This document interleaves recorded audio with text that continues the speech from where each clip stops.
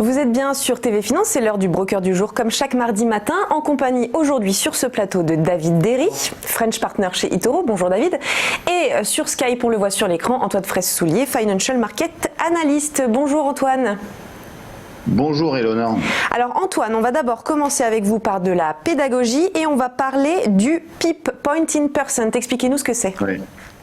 Voilà, alors déjà bienvenue et je suis très heureux de vous retrouver pour cette rentrée pour l'émission. Effectivement, lorsqu'on utilise le Forex, c'est-à-dire le marché des devises, on parle souvent de PIP.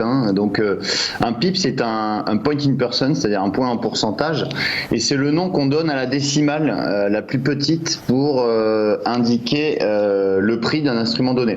Alors je vais vous donner un exemple très, très simple. Par exemple, sur la paire euro-dollar, le PIP c'est la 4e décimale. On dit souvent, alors là dans l'exemple que je vous ai mis à l'écran, c'est l'euro-dollar cote 1,1811.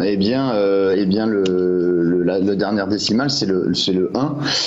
Et sur eToro, alors la nouveauté c'est que nous avons rajouté un cinquième chiffre après la virgule, donc une décimale supplémentaire. Et ce qui est intéressant aussi de voir, donc ça correspond à l'actualité eToro, c'est que nous avons réduit nos spreads sur une majorité de paires de devises. Alors qu'est-ce que le spread? Le spread, c'est la différence entre le cours d'achat et le cours de vente.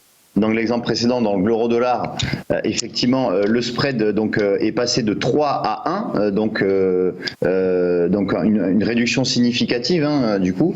On a également donc sur les principales paires de devises, donc le dollar-yen par exemple, on passe de 2 à 1 sur le câble, c'est-à-dire la livre sterling dollar, on passe de 4 à 2 et ainsi de suite, comme vous pouvez le voir à l'écran. Donc on réduit, c'est finalement la politique de réduction de coûts qu'on avait mis en place avec le 0% commission il y a un an, se poursuit du coup avec cette baisse de PIP de spread sur le Forex.